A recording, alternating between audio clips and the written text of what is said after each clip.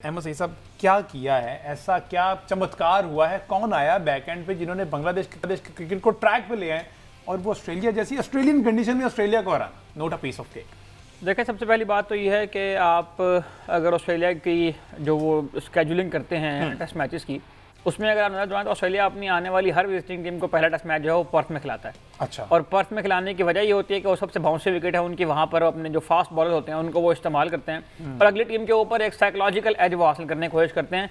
ये एक तवील अरसे से उनका ये जो है वो मेज़बानी करने का अंदाज जो है बना हुआ है।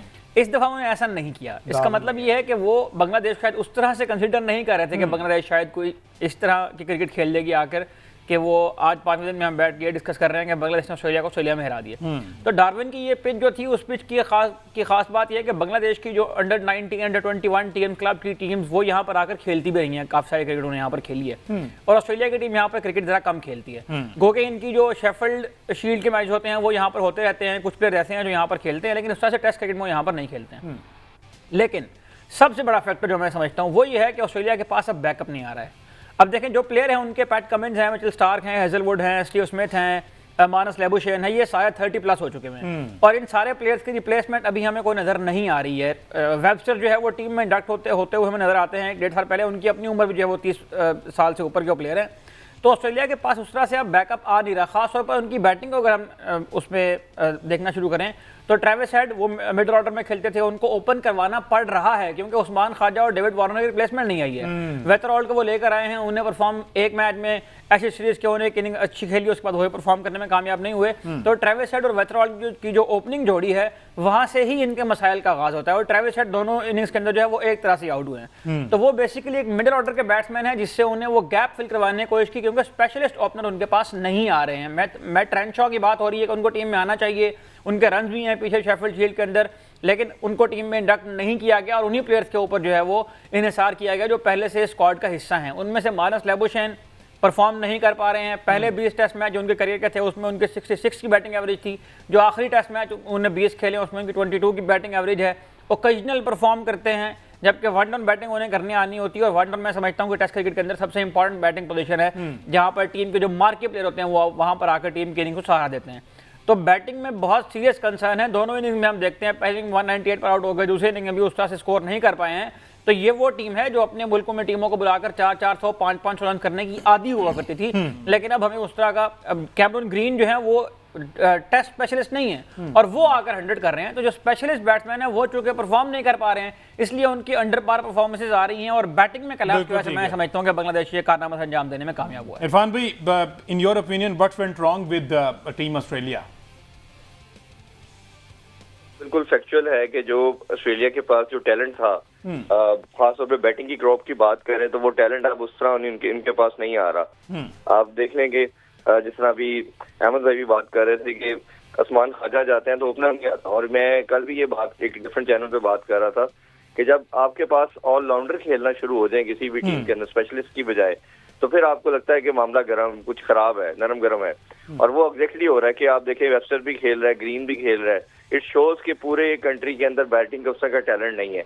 फिर आपको नजर दौड़ानी पड़ती है कहीं ना कहीं ओडीआई के फॉर्मेट के अंदर जो लड़के खेल रहे हैं उनमें से किसी को लेके आना चाहिए, उनको टाइम देना चाहिए। बट ऑस्ट्रेलियन सिस्टम कुछ ऐसा है कि वो एक थोड़ा मेरिट को फॉलो करते हैं, थोड़ी सी चीजों को देख के चलते हैं। और अगर आप बॉलिंग को भी देखें तो जो 12-13 साल से मिचेल स्टार्क, पैट कमिंस और हेजलवुड ने बर्डन को उठाया हुआ है, इनके बाद भी आपको बॉलिंग में भी कुछ नजर नहीं आ रहा। तो ये चीजें जो हैं वो काफी खराब है। लेकिन ऑस्ट्रेलिया की हिस्ट्री वैसे अगर आप देखते हैं लास्ट 20-25 साल में इस तरह के फेजेस जब भी आए हैं वो बड़ी जल्दी रिकवर कर जाते हैं क्योंकि उनकी फंडामेंटल स्ट्रांग है, बेसिक स्ट्रांग है, सिस्टम तगड़ा है, तो उसमें से वो निकल आते हैं। बट अभी फिलहाल तो प्रॉब्लम नजर आ रहा है और ये भी बात बड़ी एक्यूरेट है और जरूर है कि इन्होंने अपने जो रूटीन के जो वेन्यूज थे, जैसे ये कोई भी फॉरेन कंट्री जब आके इधर खेलता था तो ये पर्थ से मैच शुरू करते थे, सबसे मुश्किल दुनिया की पिच है। तो ये इस पहली दफा डार्विन और ये कैनबरा इस साइड पे गए हैं। इस साइड पे ये कभी भी अंडर 19 या 8 टीमों के अलावा ये टूर नहीं रखते थे। शायद उन्होंने बहुत लाइट लिया, बहुत कैजुअल लिया बांग्लादेश को, उनको उस तरह वैल्यू नहीं किया। बट अगर दूसरी तरफ देखें कि बांग्लादेश जो प्रैक्टिस मैच हुआ उसमें 55 पे आउट हुई है, ठीक है, लेकिन ये क्रेडिट आप वे नहीं ले सकते बांग्लादेश से। बांग्लादेश की जो 3-4 साल से क्रिकेट है खासतौर पे जब से पाकिस्तान को उन्होंने हमारे घर में आगे आया, फिर अपने घर में हमें फिर डिफीट किया उन्होंने, तो ये शो कर रहा था कि टैलेंट इज देयर। अब वो चीजें डिफरेंट हो चुकी हैं। बांग्लादेश ने डिफरेंट ये किया, एक चीज उनको समझ आई जो पिछले 25-30 साल में नहीं उन्होंने किया, वो ये था कि उनकी जो विक्ट्री की रीजन होती थी वो उनके स्पिनर होते थे, और वो सिर्फ अपने घर में रैक टर्नर बना के उस पे दूसरी टीमों को ट्रैप करते थे। फिर जब शॉन टेट ने इनके साथ काम करना शुरू किया तो इन्होंने अपने माइंडसेट और पूरी टीम मैनेजमेंट ने ये सोचा कि अगर हमने अब दुनिया में अपना नाम पैदा करना है तो हमने बॉलिंग के अंदर फास्ट बॉलर को डेवलप करना है। फिर तस्कीन को आप देखते हैं, फिर आपने नईद राना को देखा, ये हसन महमूद को देखा, तो फिर आपने देखा कि ये कंटिन्यूटी प्रोसेस था, ये एडवांस नहीं हुआ कि मैजिक हुआ, किसी ने चुटकी बजाई और ये ऐसे आके जीत गए।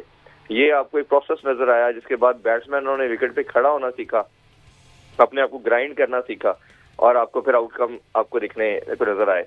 तो ये बांग्लादेश ने एक प्रोसेस फॉलो किया है जो मेरा ख्याल है कई ऐसी टीमों के लिए ये एक मिसाल बन सकता है, हमारे लिए है, श्रीलंका के लिए है, कि जो लोग T20 और ये छोटे फॉर्मेट को तरजीह देना शुरू कर दी जिन प्लेयरों ने, और आप देख लेंगे अब वो कहीं पे नजर नहीं आ रहे, उनका कुछ फ्यूचर नहीं है। वेस्ट इंडीज ने अपना बेड़ा गर्क किया उन्होंने, मतलब आफ्टर 2010 जब वो बहुत ज्यादा T20 की तरफ तमाम प्लेयर ही उनके चले गए, और अब वो भी सोच रहे हैं कि नहीं हमने टेस्ट कुछ वैल्यू करना है, और आपने देखा कि अभी उनकी क्रिकेट भी बेहतर होना शुरू हो गई है। तो ये एक क्रिकेट की बेसिक्स है।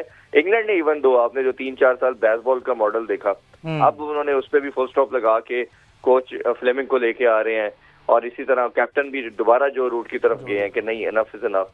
तो पॉइंट ये है कि आपकी जो बेसिक्स होती हैं आपने उसको उस पर स्टिक रहना है। आप कभी भी किसी गेम की लाइफ के लिए आप जो बेसिक फंडा है आप उन प्रिंसिपल को चेंज नहीं कर सकते। तो ये कुछ मॉडल है, कुछ सक्सेसफुल मॉडल है। बाकी ऑस्ट्रेलिया की बात हम दोबारा अगर करें तो मुझे लगता है कि ऑस्ट्रेलिया कम बैक करेगा, स्ट्रॉन्ग करेगा, लेकिन आसान नहीं होगा। कॉन्फिडेंस बहुत डेंट हो चुका है। बिल्कुल सही है। वसीम भाई जिस तरह से बात कर रहे हैं कि इनके पास बैकअप नहीं है और उस तरह से तैयारी नहीं की गई, तो आप इनसे पूछें ना ये सही साहब से कि वहाँ पे कौन से आकिब जावेद साहब बैठे हैं, ये जो हर बात आकिब जावेद साहब पे डाल देते हैं, वहाँ कौन से आकिब जावेद बैठे हैं जो ये सूरत हाल बनी हुई है। देखें ये भी यहाँ पे बात हुई कि ऑस्ट्रेलिया जल्दी कमबैक कर लेता है, तो यकीनन जो दूसरा टेस्ट होगा ऑस्ट्रेलिया का उसमें हमें क्लैरिटी आ जाएगी कि वहाँ पर कोई आकिब जावेद हैं या नहीं है। वो चीज़ हमें पिक्चर क्लियर हो जाएगी, क्योंकि ये पहले टेस्ट में कोई शक नहीं कि ऑस्ट्रेलिया लाइट लेके गया बांग्लादेश को, और वही गलती की जो पाकिस्तान ने की थी। पाकिस्तान ने भी बहुत इजी लिया बांग्लादेश को, और इसी तरह पाकिस्तान हार गया, और इसी तरह ऑस्ट्रेलिया ने भी ऐसा लग रहा था कि वो इजी ले रहे हैं, और वो सेकंड इनिंग में भी उसी जो है वो मूड में खेल रहे थे कि शायद वो कमबैक कर लेंगे, लेकिन नहीं हुआ। बांग्लादेश ने अच्छा परफॉर्म किया, उनकी ना सिर्फ बॉलिंग बल्कि बैटिंग अच्छी रही। लेकिन दूसरी जब ये नेक्स्ट टेस्ट होगा तो फिर पता लगेगा कि ऑस्ट्रेलिया किस तरह कमबैक करता है। कोई शक नहीं कि यही कम्बिनेशन है। ये भी कह रहे थे कि ओवरेज हो गए हैं, ठीक है ओवरेज हो गए हैं, लेकिन यही कम्बिनेशन पहले जिता के लाया ऑस्ट्रेलिया। अगर पहले नंबर पे मौजूद है तो वो इन्हीं खिलाड़ियों की वजह से है। आप ये नहीं कह सकते कि ये खिलाड़ी बिल्कुल ही खत्म हो गए हैं या इनकी जगह अब फौरी तौर पर नई रिप्लेसमेंट चाहिए, ऐसा नहीं है। नई रिप्लेसमेंट फौरी तौर पर चाहिए, टाइम टू टाइम प्रोसेस है। लेकिन ये दूसरा टेस्ट मुझे लगता है कि ये फाइनल करेगा कि ऑस्ट्रेलिया में कितनी चेंजेस दरकार हैं, और अगर इसी तरह बांग्लादेश दूसरे टेस्ट में भी हावी रहा तो फिर यकीनन हम कहेंगे कि ऑस्ट्रेलिया का भी डाउनफॉल शुरू हो गया और वहाँ पे भी शायद कोई आकिब जावेद आ गया है। ऑस्ट्रेलिया और पाकिस्तान का अगर आप कंपैरिजन करेंगे तो मेरा ख्याल है कि ये ऑन पेपर शायद कुछ तरह कंपैरिजन मैंने सिर्फ ये कंपैरिजन किया कि हमने भी बहुत हल्का लिया था, उन्होंने भी बहुत हल्का लिया। जो भी टीमें या जो भी हम ऑस्ट्रेलिया की बात इसलिए कर रहे हैं कि ऑस्ट्रेलिया अपने आकिब जावेदों की वजह से यहाँ तक नहीं पहुंचा, ऑस्ट्रेलिया अपने सिस्टम की वजह से यहाँ तक पहुंचा है। दूसरी बात यह है कि आकिब जावेद साहब जिस मुल्क में बैठे हैं उस मुल्क की आबादी है 25 करोड़। अच्छा, ऑस्ट्रेलिया की आबादी पाकिस्तान से 5 गुना कम है। दूसरी बात यह है कि आकिब जावेद साहब या उन जैसे जो पूरा एक टोला पीसीबी का ऊपर मुसल्लत हुआ है वो उस सिस्टम को रिप्रेजेंट करता है जिस सिस्टम ने पिछले 4-5 सालों में पाकिस्तान की किसी भी किस्म की जो खराबियां हैं क्रिकेट में उनको एड्रेस करने में कामयाब नहीं हुए। एआई सिस्टम ला रहे हैं, वो बताएगा कि रैंकिंग किसकी अच्छी है किसकी नहीं अच्छी, तो अब एआई सिस्टम पे लाकर जो है वो नई सिलेक्शन होगी। तो इसको आप कैसे देखते हैं कि ये एआई सिस्टम यहाँ पे कामयाब रहेगा? देखें आकिब जावेद साहब ने ना तकरीबन हर हफ्ते में एक बार नया मशवरा दिया है पाकिस्तान क्रिकेट को। उनसे जो काम नहीं हुआ वो काम ये है कि अच्छा, ये मैं थोड़ी करेक्शन कर दूं कि ये सिर्फ आकिब जावेद का मशवरा नहीं, इस पे चेयरमैन पीसीबी मोहसिन नकवी साहब प्रेस कॉन्फ्रेंस कर चुके हैं। इसको बाकायदा तौर पर उन्होंने बताया कि अब जो है वो टीम में वाकई तब्दीली नजर आएगी। अब जो ये सिस्टम ला रहे हैं इससे पाकिस्तान क्रिकेट ऊपर 2023 से ऑपरेशन चलता हुआ दिखाई तो ये फिर आर्टिफिशियल इंटेलिजेंस से मेरा ख्याल है रोबोट ही बनाएंगे जो आगे परफॉर्म करेंगे, क्योंकि प्लेयर तो हमें कोई नजर आ रहा है जो परफॉर्म करेंगे। उसकी वजह यह है कि जो पाकिस्तान क्रिकेट तबाही की वजह के दहाने पर इसलिए पहुंची है कि डिपार्टमेंटल क्रिकेट जो आपने बंद की थी ना उसका कोई रिप्लेसमेंट आप नहीं दे पाए हैं। और 4 साल हो गए आकिब जावेद साहब हर हफ्ते आकर प्रेस कॉन्फ्रेंस करते हैं और हर हफ्ते में वो कोई ना कोई नया आइडिया देते हैं जिसके पीछे पूरा मीडिया किसने डिपार्टमेंटल क्रिकेट बंद चलें, की, ये भी वो सारों तो- को पता है। तो- लेकिन ये उनको चाहिए था कि बहाल करते, Yes. इन्होंने उस तरह बहाल नहीं किया। अब आपका कोई डिपार्टमेंट कोई बड़ा प्लेयर प्रोड्यूस नहीं कर रहा। पहले जोर में होता था कि बड़े बड़े नाम जो है वो डिपार्टमेंट क्रिकेट से निकल के आते थे। साथ में एक और बात जोड़ूंगा, क्लब क्रिकेट का भी फॉल जो है ना, उसकी भी बड़ी वजह कि हमारे पास नया टैलेंट वैसे नहीं आ रहा जैसे पहले आता था। क्लब क्रिकेट भी एक चीज़ थी, उसके बाद डिपार्टमेंटल क्रिकेट, और फिर जो है वो आके बड़े खिलाड़ी बनते थे। तो हमारा ये सारा ही निज़ाम जो है वो आप कह लें कि ये ठीक होने वाला है।